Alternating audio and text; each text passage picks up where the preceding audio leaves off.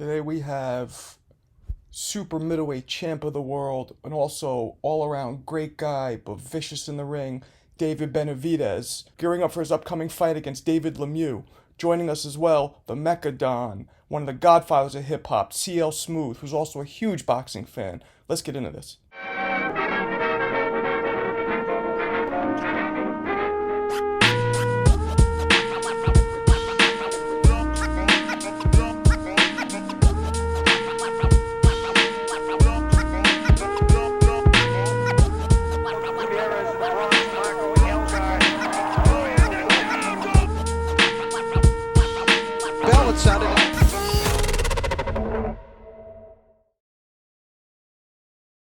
There he is. What's up, man? The Mecca Don. What's up? What's up? What's up, brother? How you doing today? Good. I'm good, brother. How you? Good. I'm in Los Angeles. Obviously, Marco's in New York City. Where you at? I'm in New York too. In the city? Where you at? I am in the Bronx right now. The Bronx. So you grew up Yeah. in New Rochelle? Yeah, I was born in New Rochelle. Okay, is that where you went to high school and all that, or were you from like? I went to high school in Mount Vernon. I went to high school a little bit in New Rochelle, but I went to high school in Mount Vernon as well. Do you know the comedian Talent? Yeah, we grew up together. I own a comedy club in Brooklyn, and that's my man. Yeah, small world, right? Yeah, it is. It is. Yeah. Yeah, he used to rap too. He used to rap before he turned into comedy. I wouldn't say he's talented, man. He could do everything. He could sing, probably. So, He probably could do it all. So you knew Heavy D as well, right? Yeah, we grew up together. Yeah, well, definitely. I went to high school with Snoop and all that whole dog pound thing, and I can remember Snoop in the quad at lunch or after school. He could just rap like Snoop is. I don't know if this is you. He said, "Hey Snoop, rap about that turtle," and it'd go up for an hour. And Wow, I wish I could be that good. I mean, you, but my friend, are I feel like one of the greatest MCs. And I'm not just trying to blow smoke up your ass. I've always, for real. So, it's an honor to be talking to you. Man, respect. Yeah. So you're a big boxing fan. Oh man, I love boxing. Do you remember watching Jeremy fight? Who? Jeremy, right here, the guy to your left. I'm familiar with Jeremy. I'm familiar with him, man. He's a tough guy. For a little bit. He's a tough guy. Jeremy owns. He gets embarrassed, but he owns the second fastest knockout in pro boxing history of 8 seconds. Against who again? He knocked out Arthur Williams. Arthur Weathers. Arthur Williams. Arthur Weathers. But Arthur Weathers. But it was a 8-second knockout. Now that's the second fastest in any weight, just any pro fight ever. That's the second fastest knockout. What division was that in? Heavyweight? Yep. Yeah. When I was 15, I knocked another guy out in about half that time, like probably 4 or 5 seconds. As an amateur. Wow. What inspired you to box? I didn't inspire. I was made. My dad made me box. Choice. He said, "Dad," he said, "Son, you're gonna be a boxer." I said, "I want to be a boxer." I didn't ask you if you want to be a boxer. I said, "You're gonna be a boxer." Oh shit. Okay. But also on the other side of that is I grew up in the east side of Long Beach, downtown Long Beach. I had 2 older brothers who were tricking off, doing other shit. Like going to jail, doing a little bit of drugs, this and that kind of stuff. And then I had 2 sisters above me and then me. So my dad was like, I need to teach my son how to defend himself, defend his sisters, because my 2 older brothers were off tricking, doing their own thing. So I started boxing when I was like 8 years old, maybe 6, I think. 6, 7 years old. And I didn't get good till I was about 14. So any street fights? Oh, yeah. I boxed as well. But yeah. I didn't. Yeah, I was an amateur and a pro, but I wasn't. So Jeremy and I met we both were trained by Kevin Rooney, who used to train Tyson. Yeah. We both were up, and it was literally like we were living. Kevin would have the fighters come and live in his house in Catskill, New York. So we would all go up there. Hassim Rahman, you familiar with him?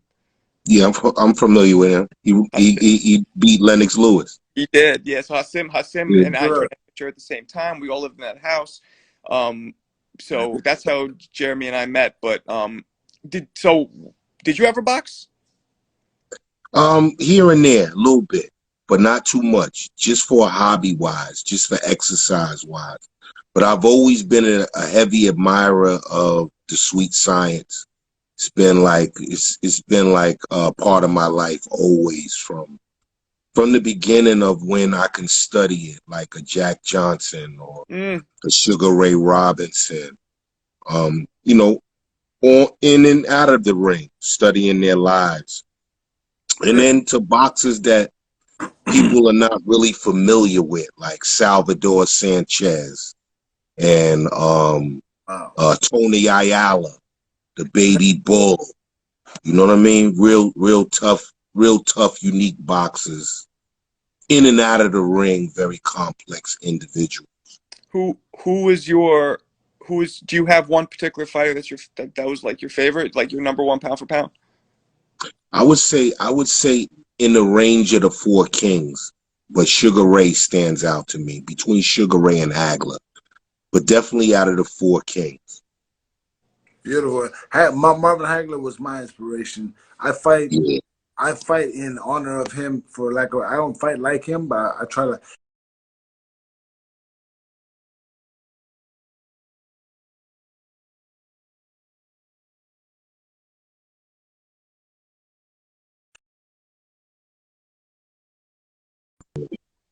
Definitely. Are you familiar, CL, are you familiar with David Benavidez? Yeah, I'm familiar with him. He's gonna come in and join us in about 5 minutes. So that's cool. That'd be fun. Yeah. So what are you doing nowadays? I'm just traveling. I'm in the studio right now on a new project that I'm working with Peter Guns, and it's called The Odd Couple. So we're like doing the hip hop version of this old comedy show called The Odd Couple. Right. Well, we're redoing that. Speaking of boxing, Peter, I know Damon who runs Celebrity Boxing. Peter Guns was just fought, didn't he? Yeah, he had a boxing match. Yeah. Were you there? With Cisco. Yeah, I was there. I attended. It was pretty good. He fought Cisco? He fought Cisco. Isn't Guns like over 6 feet and Cisco is not? Cisco is a little bit taller than him, or maybe the same height. Oh.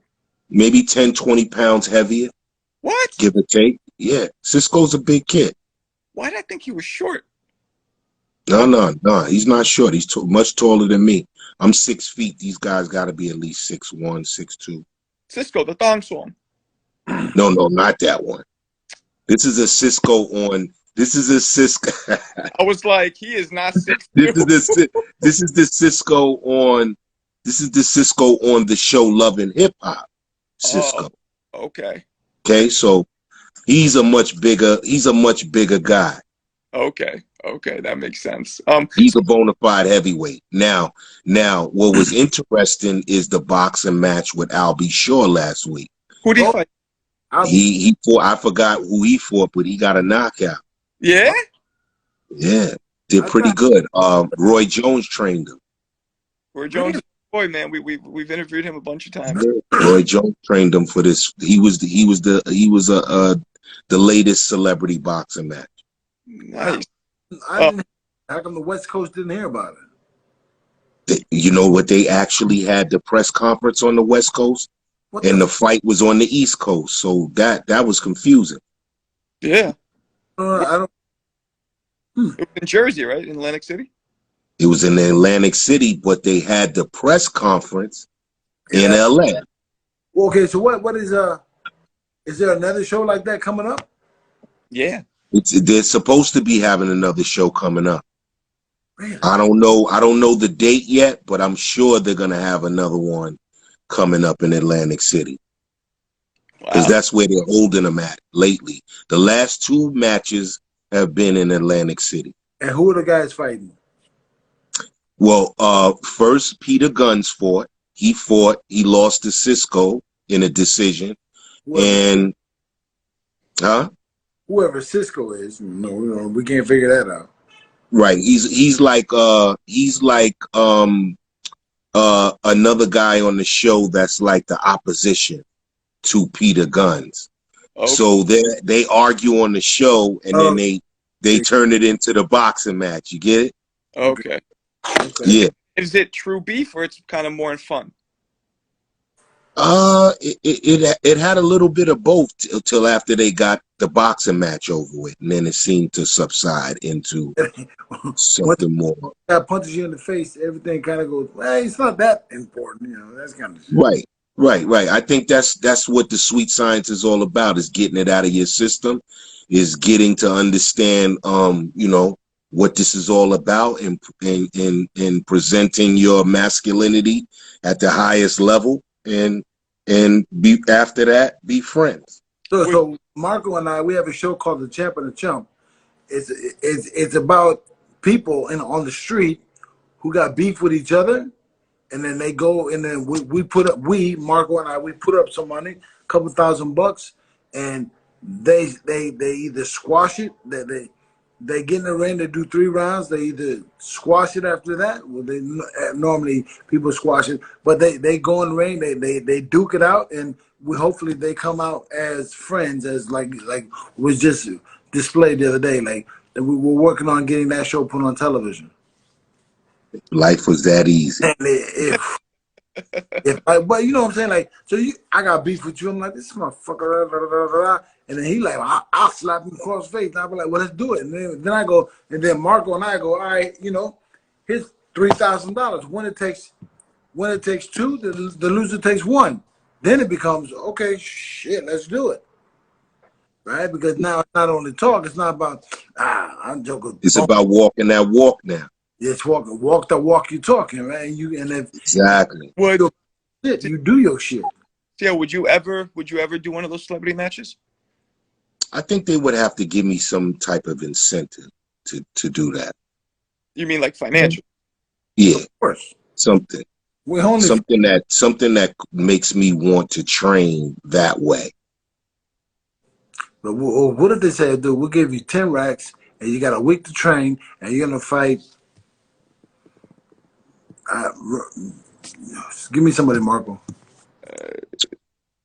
Fredro Starr. No, I'm just playing. Homeboy, the white dude from what's that rap group? What the Jews are? What was the rap group? The I Jewish. don't know what you're talking about, but Benavidez in here now. The Jewish It guy. has to be it has to be more than 10 because I can make 10 sitting on a chair. There you go. You know what I'm saying? Yeah, but you What's up, Chris? you got the green light of I whooped his. So everybody, David Benavidez has joined us. David, I don't know if you're a hip hop fan, but we have CL Smooth here, who was a really, really popular rapper back in the day, one of the godfathers of it. Are you familiar with him? I think I might have heard some of his music, but I'm not really familiar. How old are you? How you doing, sir? Nice to meet you. How you doing, brother? Doing good. Pleasure to meet you. Nice to meet you too. How old are you? I'm 53. Not you, him. 25. Okay, that's why. That's why he doesn't know. Yeah. I'm 50. We right there. Boom. Right. He's one of the godfathers of rap, but just for the record, man. Just for the record. It's a pleasure to meet the young bulls. I like that. Yeah. Nice to meet you. So Dave, man, you have that fight coming up against Lemieux, right? Yeah, it's gonna be on May 21st in Phoenix, Arizona. We've been training already for like about 3 months already. It was supposed to be April 30th, but then it got pushed back a little bit. So I've been here in San Diego for like about 4 months already. But we've been training hard, and it's another opportunity, man. The WBC interim title, so I'm excited to fight. And David Lemieux is a tough fighter, so I'm excited to go in there and try to stop David Lemieux like I do every other fighter. You will stop him. I always tell everybody the one person who will beat Canelo is you. I mean, I think your style and his style is just made to happen. Yeah, well, I mean, I'm excited for I feel like I should have got that fight already, but he's going over there. He's going up to 175, and He's doing different things, and I'm not here to slam his name or do anything. I feel like he wants to do something else, but I'm right here. My main objective is to get the titles, and the first step to do that is winning this fight against David Lemieux for the interim title, and then hopefully I get to fight for the world titles. The WBA, the IBF, and I feel like if it's Canelo's job as the world champion to defend those titles, and if he's not defending those titles, then he should let the people that want to fight for the titles fight for them. If he's going to be going up to 175 or 200 or whatever he's doing, he should probably just let the titles go. Because I'm right here trying to fight for at 168. Yeah, what at 60? I mean, what's gonna happen is once he bumps up to another weight, that mandatory fight kicks off, then they'll strip his title. Yeah. Well, I mean, I should have been the mandatory fight already. I mean, that's what I had fought. 2 fights ago, I fought Ronald Ellis. It was a title eliminator. And when I was supposed to fight my last fight against Jose Uzcategui before he came out with positive for steroids, it was going to be another title eliminator. So I was going to be 2 title eliminators back to back. But wow. I guess, Canelo, he does whatever he wants to do. He's going to fight Makabu at cruiserweight, and then now he's fighting at 175. So, I mean, didn't he say, and you are Mexican, didn't he say he's not going to fight any more Mexican fighters? Or did he mean like Mexicans from Mexico? I'm Mexican, but I'm not from Mexico. Right. I'm Mexican Ecuadorian too. So, I mean, yeah. Well, I mean, I don't know, man. I feel like this is a fight that a lot of fans want to see. A lot of the people want to see. A lot of the people in Congress, and we do. I feel like this is the fight. This is a great fight for the fans. 2 fighters going toe to toe. I don't run from nobody. I love to go in there. I love to get up. So, I feel like I have as much power as Canelo. I feel like I have a lot of speed too. So it could definitely be a great fight for the history books. People what size ring would you like to fight in? 19 or 20? It don't matter to me. It really don't matter to me. I'll fight him in the 15. I'm sorry. 15? Shit. No, that's not. Nah, I mean, but it really don't matter. I mean, movement-wise, are you more comfortable in a 20 or maybe 18? Probably a 20. Yeah, okay. People don't realize. I mean, David, you're what, 6'2", 6'3"? 6'2". Wow. And yeah. Is it hard for you to make 68? Yeah. I mean, it's not easy to make weight. I feel like, but I've been dedicated to my diet for like 3 months already, 2.5 months. So I feel like if I'm just dedicated to the diet and I'm drinking my 2 gallons of water a day, I feel like I can make the weight. If I slip up and I'm not eating the stuff I'm supposed to eat, or drinking the water every day, 2 gallons of water every day, it does become a little bit harder. But I just got to be on top of it every day. People don't realize that water is so important for weight loss. I was about to say, and that water is so heavy, but you go through it straight away, like no issue. Yeah, but the thing about the water is you need the water. Sometimes if people don't know that, you need the water to sweat it out. Sometimes people, they don't have enough water in them to sweat it out. Exactly. Sometimes people just drink Gatorade and shit like that, but you won't sweat the Gatorade out because it holds too much salt. It retains a lot of salt. So the water just flushes everything out. It flushes the digestive system and everything. And that's, for me, I've had a lot of nutritionists, and I've had a lot of people that helped me cut weight throughout the past, that I've paid for. So that's kind of just the knowledge I've had. I mean, I've been making 168 my whole career. So I mean, it's I've learned a lot, but I feel like I'm kind of getting a little frustrated. Sometimes I'm not getting the fights that I want to get. The big names. I feel like I deserve the big names. I'm a 2-time world champion in this weight class, and I feel like I'm one of the biggest names at 168. So. And but if I can't get the fights that I want to get and that the fans deserve, I feel like I'm probably gonna go up to 175 soon. Yeah. Would you push 75 to fight Canelo? Fight whoever. Well, I'll fight whoever at 175. Definitely, Canelo will definitely be a big fight to make. But like I said, it's hard to get Canelo. You know what I'm saying? If you don't have a title, he's basically saying that you have nothing to offer him. So who would be your second runner-up? Who would you want to fight if you can't fight Canelo? The person that I would want to fight, to be honest with you, and I feel like it would be good for both of our careers, would be Surdo Ramirez. Surdo Ramirez, I feel like he's in the position that I am right now, that it's hard for him to get the big fights, because a lot of people don't want to fight him. But I feel like we could both help our career and push ourselves up, and just give the people the great fights that they want to see. Me versus Surdo Ramirez would be a great fight to make, and I feel like, he's my friend. I've worked with him a lot for a long time, and he's my good friend. But I feel like, and to be honest, it's may the best man win.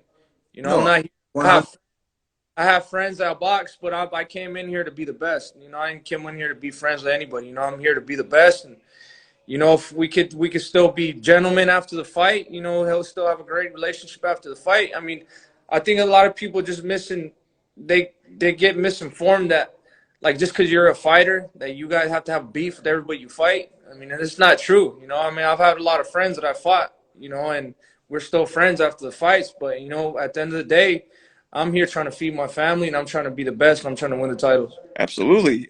I saw there was some back and forth recently with Plant. Is that still going on? You guys you stopped bothering? Nah, I mean, that's the fight I've been wanting to get for a long, long time. Like I said, we could have made this fight happen now. I think he might fight in June or something like that. But, like, if you think about it, the WBC would have loved to sanction that fight for the WBC interim title versus me versus Caleb Plant. I mean, and it's not happening because Caleb Plant don't want to fight. And now Caleb Right. Plant, he's probably going to fight Anthony Durrell. He's going to fight Anthony Durrell when I stopped Anthony Durrell when I was 22 years old. Mm-hmm. What? So, and then he's trying to make it seem like, oh, well, that was David's best win, this and that, and I'm fighting on a comeback fight. I mean, it doesn't matter. I mean, you're 29 years old, and I stopped him at 22 years old, and I doubt that he's going to go in there and stop Anthony Durrell. But, I mean, he wants to make it seem like he's always the best, this and that. But that's the fight I'm going to be trying to land after this fight, with David Lemieux. First things first, I got to go in there, take care of business with David Lemieux because he's not no push. No. But if I could get the fight with Caleb Plant or Bubu Andrade, those would be two ideal fights that I don't want to get for myself at 168. What's your opinion on Berlanga? And I think he's a little too green, to fight you now. But what's your opinion on Berlanga? Berlanga, he's a great fighter, and I'd fight him. I've been wanting to fight him for a while, but I mean, I feel like if he's not ready for a fight, I mean, that's not my problem. I mean, I'm ready to fight him tomorrow. I mean, him and his team, they got to figure out, if they want to fight, I'm ready to fight whenever. I feel like I'm ready. But I feel like just looking at his fights, his last fight, he didn't really look too good. The fight before that, he didn't look good at all either. But I feel like that'll be potentially a big fight. Mexican and Puerto Rico, they're big rivals already. And he's a question, man. Please jump in. He's a big puncher. I'm a big puncher, and that'd be a great fight for the fans. But, I mean, like I said, I'm ready to fight tomorrow. Whoever wants to fight, I'm ready for whoever. How you like training in San Diego? It's nice, man. I love it a lot. Before I came here, this was my first time coming here. It was I got here in January, and I thought it was like Los Angeles. It's nothing like Los Angeles. It's beautiful area. It's amazing here. It's everybody's so nice, and everything. The weather, the climate is really good, and even the scenery. It's like it's paradise here, to be honest with you. Yeah, I was there last weekend in San Diego last weekend. Well, yeah. Let me see if I think CL wanted to ask a question. Do you want to ask a question? What's keeping you at this weight class? How long do you see yourself in this weight class? Well, what's keeping me at this weight class is just, trying to get the fights that I promised my fans, like Caleb Plant, obviously Canelo, maybe a Charlo. Charlo said he was going to come up in weight. That's the only reason I had even called him out, because he said he was going to come up in weight like a year and a half ago. So, I mean, if he didn't say he was going to come up in weight, I would have never called him out. And now Bubu Andrade is coming up to 168. So if there's possibility to make any of those fights, that's really the only reason I'm staying here. But it's like a lot of things now, bro. A lot of people saying, a lot of these fighters now, they think that they're the A side, and they're like, oh, he has nothing to offer me, this and that. But it's all bullshit, bro. Like, what? Yeah. These fighters, anybody else besides Canelo, none of these other fighters are like huge pay-per-view stars like that. No. So it's not like they're just a one, like, well, they could fight whoever and still make so much money, or they bring in so much people, because they don't. We all kind of need each other. I'm not going to sit here and lie like, oh, I don't need these other fighters, because I do. To get myself to be where I want to get to, I need Caleb Plant, I need Charlo, I need all of them to get to the spot where I want to get to. Right, right. But I'm not going to be cocky like that. At the end of the day, I'm going to be realistic with myself. I'm not a pay-per-view star, and I don't pull in millions and millions of people like that. I can if I fight Canelo, or if I fight Caleb Plant, if I fought all these guys. But, right now I'm kind of stuck in this. I'm like there. I'm about to break out, but I need the signature wins. Yeah, you need a big win. That's why I need these people. I need all these other fighters. Even though I don't like any of these other fighters, I still need them. I'm gonna be realistic with myself. But they're not realistic with themselves. They think that, oh, I don't need anybody else. Fuck it, it is what it is. I'm the A side. This and that. I mean, it's just a lot of these people are just way too cocky. So let me ask you a question. Of all of the top guys at your weight now, who do you think would be the easiest for you for your style, and who do you think would give you the hardest for you? To be honest, there's no easy fights at this level now. There's no more easy fights. I feel like the fighter that would have that's the least is the least dangerous is Caleb Plant. I feel like he's the least dangerous because he doesn't have power, but he's still a tricky fighter. He moves around a lot. Great boxer. He's a good boxer. But all those other fighters, I think they're a little bit more dangerous with them because they pack a little bit more punch. That's what you see about Caleb Plant. He has no punching power, but Charlo he packs a punch. Andrade packs a punch. That's what I'm saying. Like at this level, you have to be 100% ready for anything. And me, you can't go in there overconfident because you don't want to get surprised or something. So that's why I'm always training. All my camps like 3 months plus. I'm trying to put in as much work as I can because I know. I gotta work hard. This is a whole different level, and I don't want to be surprised at all. What does the day in the gym look like for you? So we wake up at 6:30 in the morning. Today we woke up at 6:30 in the morning. We went to the beach. We got a 6-mile run in, and then we did what was it, like 20 minutes of sprints after, and then we came back. We rested a little bit, or we ate breakfast, rested. And then we trained from 2:30 to 4:30. And then I'm doing the interview now with you guys. And then right after, I got my session at like 7:15. So, and that's every day. And then on the Monday, Wednesday, Fridays, we'll do, we got 12 rounds of sparring session. We got strength and conditioning after. And then we got a little run too. So that's basically how it is. Every day. It's all day training every day. As you can see in my eyes, look, I've been working extremely hard. So I'm just you run twice a day. Well, no, on sparring days. Oh, okay. Sparring days, I spar in the day and then a little run after, and then I do strength and conditioning. But on Tuesdays, Tuesdays, Thursdays, and Saturdays when I don't spar, I run in the morning. So you do. Do you find it hard to talk about other fighters when you have a fight already and it's time to focus on this guy because it's so tricky to talk about other fighters and this guy is in front of you? Yeah, I mean, not anymore. I just feel like I gotta be in my head. I gotta think that I'm gonna fight all these fighters eventually. So I gotta be ready for whatever comes my way. And I get a lot of interviews too of people asking me, questions, and they want to talk about other fighters. So I can't just be like, I don't want to talk about him no more. I got this in front of me. So I mean, I could talk about fighters like that, but at the end of the day, I'm just 100% focused on David Lemieux, and I'm focused on what he's gonna come with. And I've been watching a lot of his fights, and I know this is a hard fight for me too because he's an ex-world champion, and he's had some great fights, and he's fighting for a world title too, just like I am. He's motivated too. He's working hard too. So, I mean, you can never take that away. You can never take I feel like any man is dangerous and he's motivated, especially when he's fighting for a world title. So I got to give him the respect like he's giving me the respect. Yeah, no, Mew is a very hard puncher. But you know, I think your size is just going to be too much.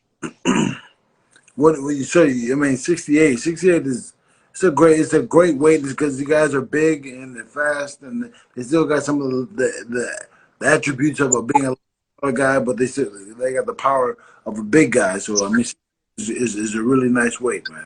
Yeah, so with me too, like I feel like I'm the one of the fighters that been doing a good job mixing it up. You know, I have good power, I have good speed, I have great jabs, great body shots. You know, obviously there's a lot of things we could fix because in boxing you never stop learning. You know, so we've been working a little bit more on defense. We've been working a little bit more on cutting the ring off, boxing a little bit. But the thing about me is I don't know if you're up to date with the stats, but like I'm one of the highest landing. I throw more than anybody in the super middleweight division, and I land. I think I'm like the first of the highest percentage. I'm around 49%. My last 5 fights have been in 49%. You know, so I throw more and I land more than anybody, and I'm bigger than everybody. So, I mean, that's kind of how I set myself apart. You know, but and you know, I feel like I go in there and I'm a brawler. You know, that's the thing. I'm a power puncher, and I go in and I throw more than anybody at this weight class. So that's what really makes me dangerous, and that's how I set myself apart from everybody else. Absolutely. You know, a lot of people here are bringing up Triple G's name. Do you have any interest in fighting Triple G? I mean, if it got brought up and you know that was an option, then I would definitely fight Triple G. You know, I feel like right now in my career, I just want to be the best that I could possibly be, and if that's the name that I have to fight, then that's the name that I have to fight. You know, I want to be like, you know, all the people I looked up to, like De La Hoya, you know, Roy Jones, Marco Antonio Barrera, Prince Nassim Hamed. You know, I'm sure if any hard fight like this came up to them, they would take it in a heartbeat. So if I want to have my name in the history books and be great like them fighters, I got to take these great challenges. You know, it's not going to be easy, but you know, I feel like with the right, you know, motivation, the right mindset, you know, I could really become one of the greats. You know, absolutely. It's funny you mentioned Roy Jones and Prince Nassim, which, by the way, are two of my favorite fighters I looked up to. I was going to ask you, is there a fighter that you one specific guy that you looked up to and that you kind of followed their style and just, you know, learned from? Is there anybody specifically? No, not really. There was a lot of fighters. I feel like there's never going to be a duplicate of any type of fighter. So the thing that I did is, you know, I watched a lot of different fighters. Like I would take a jab from maybe De La Hoya, or I would like throw a left hook from Roy Jones, or you know, doesn't really come out the same, but you put your own little No, things, Yeah. or the body shots from Julio Cesar Chavez. Oof. Yeah. You know, you just try to do like little different shit, and that's how you learn. That's how you evolve. You know, I've never wanted to be a copy of anybody else. I just wanted to be myself, and I feel like The best way is to learn from everybody, and you grab yeah, what you from them so that you create your own style and who you are. yeah, exactly, Yeah. exactly. And definitely that, man. You what? Let's say you have this beautiful boxing career. What else do you do? Well, right now, the biggest thing I am outside of boxing is a dad. You know, I'm really, Oh, you know, my son, he's a year and a half. You know, so besides boxing, I just love being there with him and you know just seeing him grow. And he's actually, I feel like he's gonna become a boxer too because since he was like 5 months, he's been throwing punches. All he watch my fights and you know try to throw like little combinations and stuff. So it's crazy, bro. Like honestly, I feel like after probably boxing, I could become his trainer or just something like that. My mind, I mean, the best boxer I could be and then be the best dad I could be. And well, that's right. That's Nothing really, wrong with both of those, your man. father trains you, right? yeah. Yeah. Yeah. He's training me since I was 2 years old. And is you know, because your father trained you for a while too, right, Jeremy? Since I was from 6 to about 22, 23. I had to keep moving. You know what I mean? My Yeah. dad taught me everything he knew. He stayed there, but I needed a professional guy who could do it. Yeah. Yeah, I mean, You have a brother that's a boxer, right? so Yeah. And yeah, it's honestly, it's just been a blessing too, just like from like being you know, you so like you just grow. Like I've grown with my whole career with my dad, and you know, you just go from like not really having much, and then you win the title. You start to have you financially, you start to make more money, and it's just a beautiful thing. Just like seeing like how from where we were like 6 years ago to now, we all got our own houses, and you know, we both take care of our own stuff, and just seeing him that we make our living off boxing is just a beautiful and a blessing for me. You know, like it really can be done, and I'm just super happy. I'm excited just to keep this train going, and I feel like it couldn't have happened any other way. Like this is the best way to happen. Me and my father, all the people that have been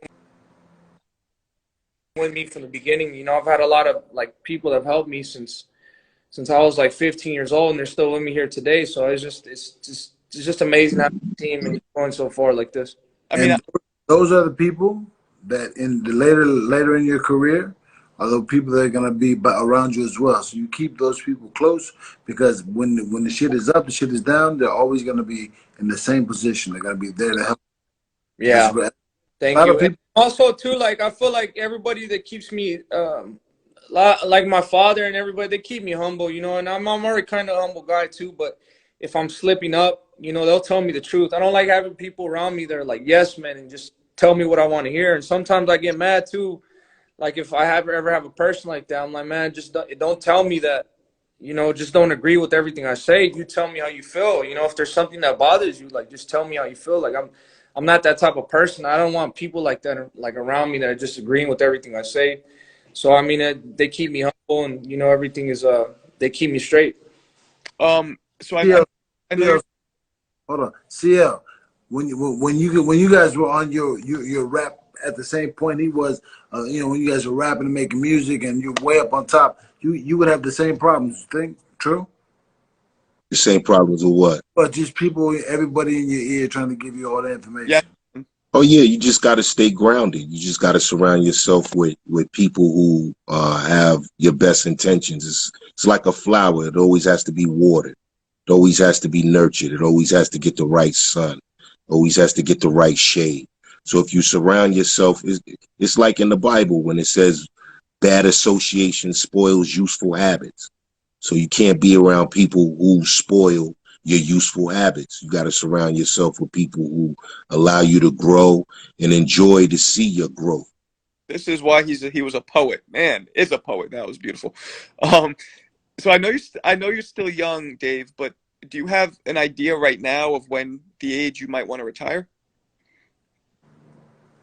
I mean, to be honest with you, bro, I'm 25 now, and I feel like I go another 10 years. But I was watching like boxing earlier. I was watching Marquez and Barrera, and you know those guys are still pretty fresh. Like at 33 and 35, like I was seeing them fight. And I mean, if they could keep it going, I mean, I don't know how old was Marquez and Pacquiao when they retired. You know, Marquez was like 40, Pacquiao was like 42. So Mm-hmm.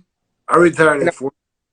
I mean, I don't know. Like I feel like I'm just I love boxing. It's something I love to do, and I wish I could do it forever. I mean, Bernard Hopkins was 50, so I mean, I feel like if you maintain yourself and you work hard and you stay healthy, you could go for as long as you can. But I can't say right now. You know, I feel like You know, I want to do this forever, but obviously we got to see where the career goes, and so maybe what's gonna happen? Your career is gonna be great. You're gonna do all this, and one day you're gonna wake up and you'll be like, I'm done. yeah. Well, That's what if that happens, well then maybe that happens. But like as of right now, you know, this is my passion. I love to do this. But if I could go another 10 years, be blessed for another 10 years, be a and while. It's gonna be a while, but one day you'll wake up and be like, I'm good. I did everything I do. Nothing else to do. yeah. Is there any fighter that you truly don't like? Because I remember last time we talked, you mentioned you weren't a fan of plants. Is that still the case? Is there anybody else? Like I know Charlo's talking a lot, or do you just brush it off? I mean, to be honest, bro, I don't really think about that stuff. I really don't. I just train. I do what I got to do, and I just got a lot of stuff going on. That's not like I'm here thinking about these guys. I would love to fight these guys, but I'm not gonna, you know, go on the internet and just be talking shit all day. That's not the type of person I am, and you know, maybe if I see them in person, it'll be a little bit different. But as of right now, I don't think about them like that. I just think about, you know, what I got to do and got to train and the time and energy where it needs to be put. Makes sense. Sounds good. Yeah. have a question at all? Just one of the most fierce boxers, and hearing them talk and knowing, seeing he's human and he got compassion is you know, is wild to see how they turn it on and off. Yeah, You see them on TV, and then they're like these beasts, and then they can articulate and they can break down whatever's going on. Yeah, But in any event, I feel like the best thing with me, and I've always tried to stay true to myself, is sometimes you got to play a character, but sometimes a lot of people let the character take over their lives, you know, and yeah, a lot of, you know, they don't know how to shut it off. And I feel like just for me, you know, just to stay humble outside the ring and just to be the person I want to be, like, you got to know when to turn it, when and where to turn it on and turn it off. So, I mean, does CL Smooth live inside you, or is that your performance guy, and you're just whatever your name is? I don't know your real name, but like, I think everything is me. It's many layers to a person. sure. Person has many layers, so it's just a person is not just one way. There are many ways and many layers to a person. So I would think, like, you know, when you introduce somebody to yourself, it's an introduction, but then there's so many sides of you that people don't know about, and people get to find out about. absolutely. You know, that is the people like David, I feel like, are the most vicious because you're calm, you're cool, you know, you're respectful. But those are the people who don't talk a lot, who really get the job done usually.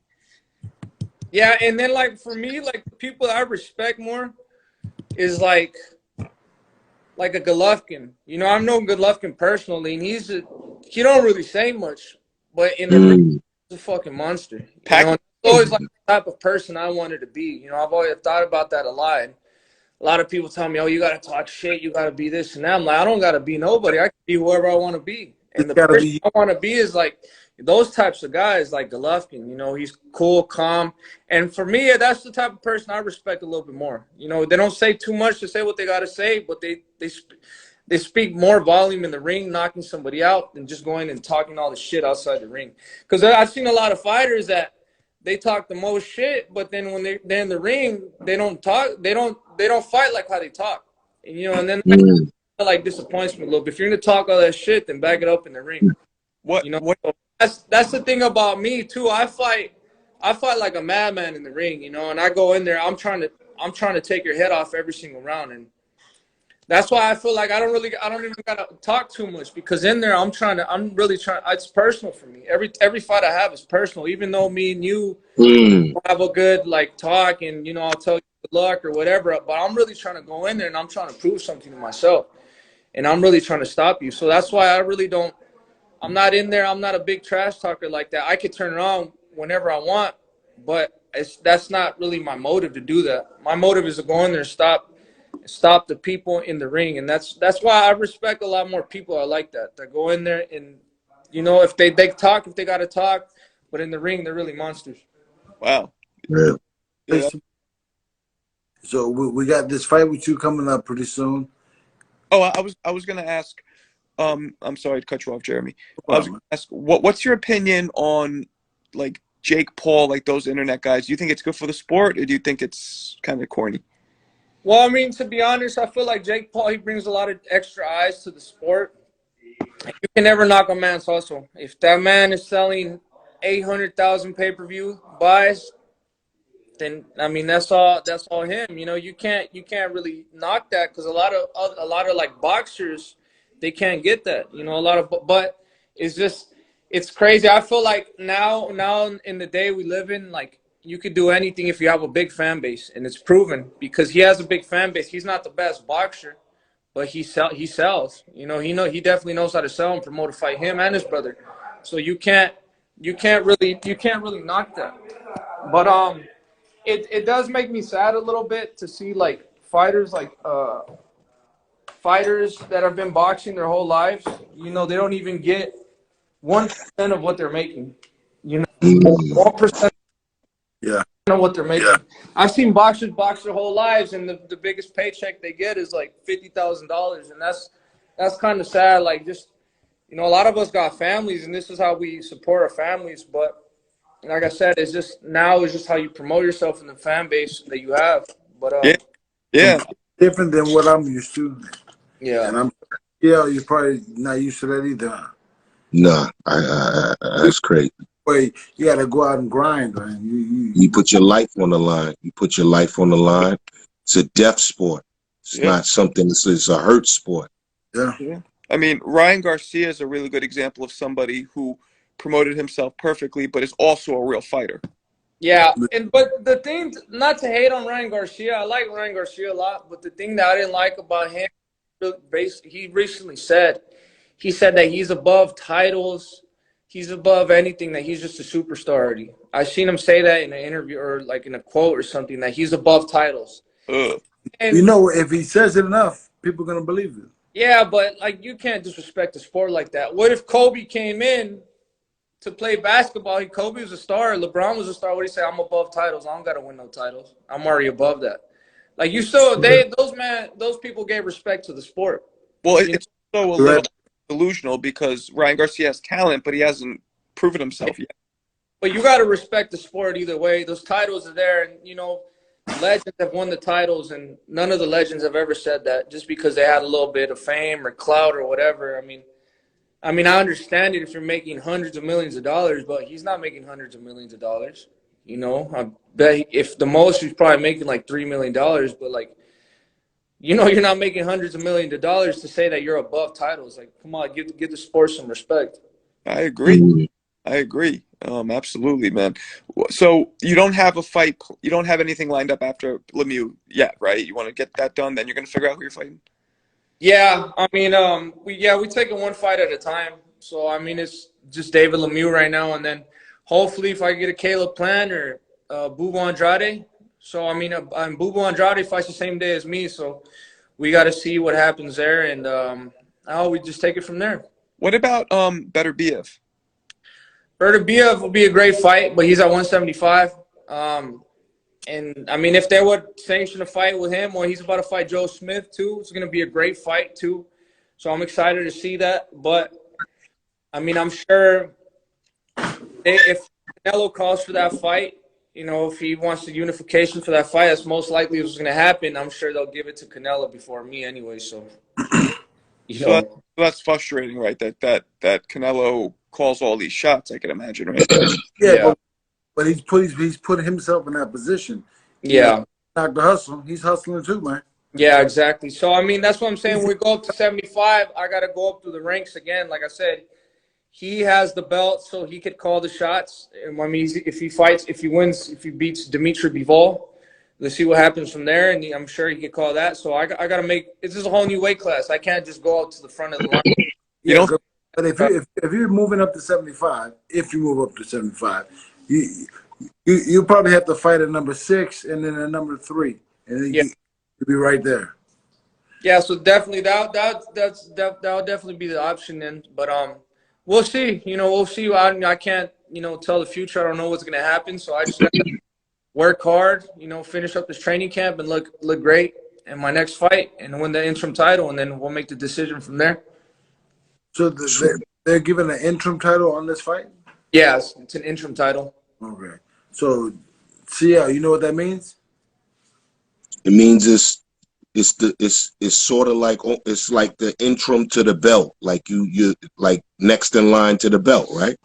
So that's probably going to be when I win the title. It's going to be a mandatory to fight for the world title. But I was already a mandatory to fight for that. So Yeah, I mean the I boxing. think it's going to be harder because everybody's avoiding you. Nobody wants to fight you.